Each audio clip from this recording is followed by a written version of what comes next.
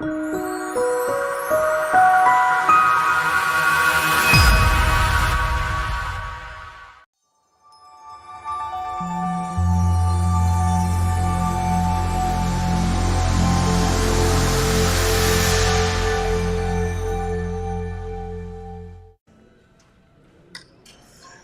hello, everybody. This is Scott Roberts with Explore Scientific and the Explore Alliance, and we're here at the 2022 Astronomical League conference here in Albuquerque, New Mexico. For years, in fact, since the Explore Scientific was founded, we've been supporting the National Young Astronomers Award, and today we have the first place winner, which is young Harish Krishnakumar. He goes to Tesla STEM High School, and your research was on ring galaxies. Yeah. Maybe you can tell us a little bit, just kind of, I know that you just gave a presentation. What did you cover in your presentation? Yeah, so basically I talked about my research, which was on creating a machine learning model to identify ring galaxies. And what I essentially did was simulate 100,000 galaxies, which were ring and non-ring galaxies, and I trained a neural network on these simulated galaxies. After this, I used a process called transfer learning to take the knowledge my neural network learned from this simulated data and then apply it to a real data set. I was able to then take my model and apply it to previously unclassified data to discover 580 previously unclassified ring galaxies. And this is the largest set of rings ever computationally identified. Okay, all right. So if we put that in more lay person's terms, okay, so you already had a data set, right, to look at. Yeah. And you found the characteristics of identifying ring galaxies. Yeah, so what I basically did was make an algorithm which could look at an image of a galaxy and tell if it was a ring or not. And I was able to apply this to data to discover new rings. Wow. And so how many new ring galaxies did you find?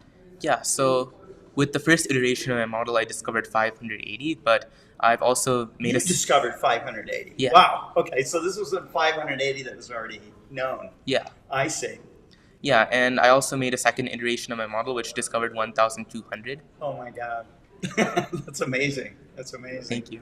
Well, how did it feel? I mean, you did this and you saw it be successful. I mean, that must have been just an amazing feeling to find all these new galaxies and everything and be able to correctly identify them. Did you have, was your work peer reviewed? How did they validate your findings? Or how did you validate your findings? Yeah, so I also had a mentor from the University of Washington who also guided me through this process, and I'm also planning on submitting this research to the Astrophysical Journal next month as well for it to be peer reviewed. Yeah. Wow. Okay, that's incredible. And you've done this all before your 18th birthday, so that's pretty awesome. Thank you. The National Young Astronomers Award has always been something, when I've been able to talk to the winners, I've always been amazed at how brilliant they are, and maybe tell us a little bit about your childhood and what led you up to being interested in astronomy in the first place. Yeah, so I think sort of every child is fascinated by space, but my real interest for astronomy began when I read a book called George's Secret Key to the Universe. And that led me to be fascinated about like far off galaxies and black holes. And eventually when I got into middle school, I did competitions like Science Olympiad and National Science Bowl, where I got to learn a lot more about astronomy and sort of the technical stuff behind it. And when I had free time in the pandemic, I decided to get into backyard astronomy. And my first telescope was actually an Explorer Scientific ED80. Wow, okay. Yeah, and I also had an Orion Sirius mount, and I initially tried to get an image of space, but nothing really appeared. So I spent sort of a month or two trying to polar align my telescope.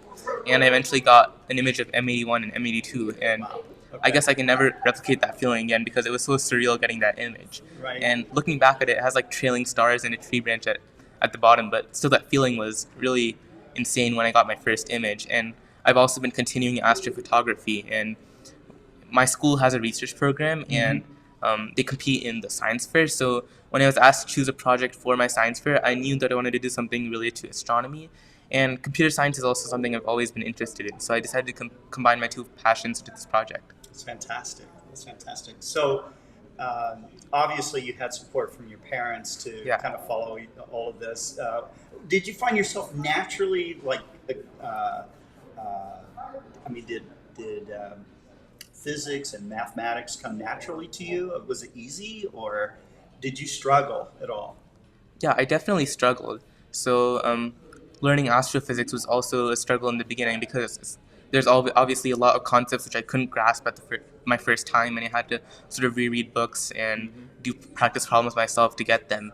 And in terms of my research, I definitely encountered a lot of problems, and Yeah. I essentially had to spend hours or even days, and in some cases months, troubleshooting them to eventually get to my final product, which I presented today. So you have, but you're obviously somebody that can work hard and get through it. So Thank you. yeah, that's awesome. That's awesome. Um, do you have, uh, what do you find fascinating anyways about ring galaxies in general? I mean, was it just something that you thought there was very little information about, or do you love galaxies and ring galaxies in particular, or? Yeah, so for one, they look cool, but Yeah.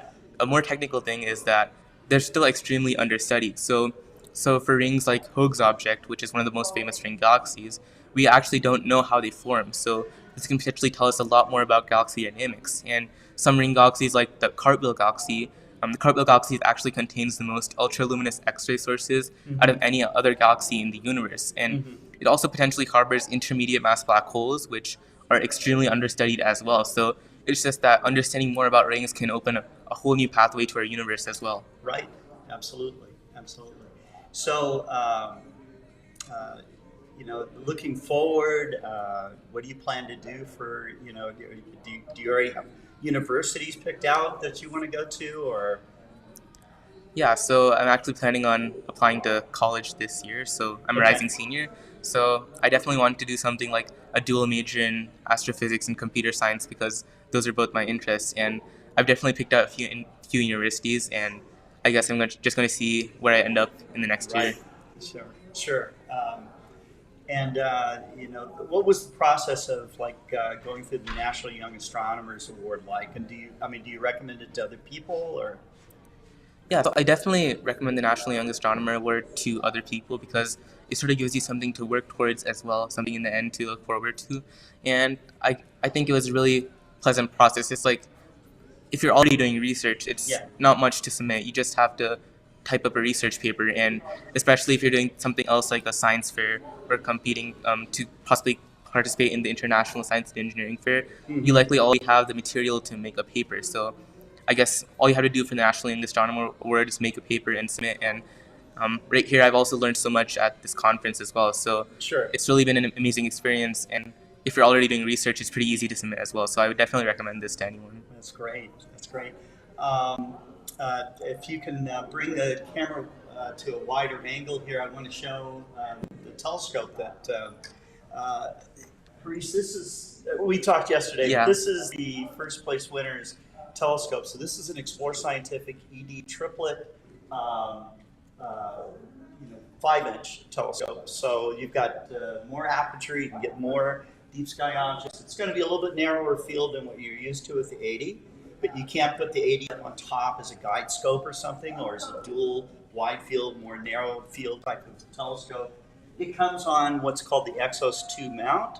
So the computerized go-to mount that can work from a desktop, from your tablet, so it's very, very versatile in that regard. So hopefully it takes you up a notch in your backyard astronomy, Yeah. So that should be fun. Um, and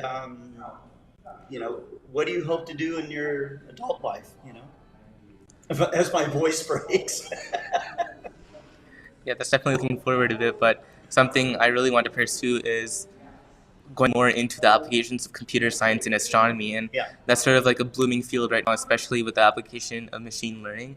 And I'd love to go more in depth in that in the future and sort of with upcoming sky surveys like the Vera Rubin Observatory Legacy Survey of Space and Time, which will sort of revolutionize astronomy. Machine learning is definitely something that's going to play a huge part in astronomical advances. So I think that's something I would definitely want to look at in the future. And there's also other exciting projects like the Nancy Grace Roman Space Telescope, which will be launched in the next Right. 10 years. That's And right.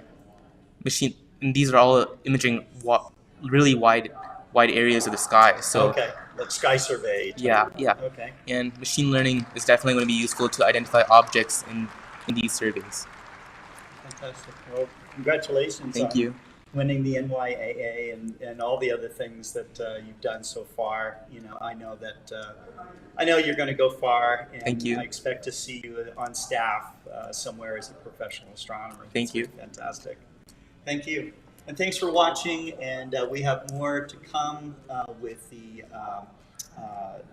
Astronomical League. We have more programs through this final day of ALCON 2022. Thanks for watching.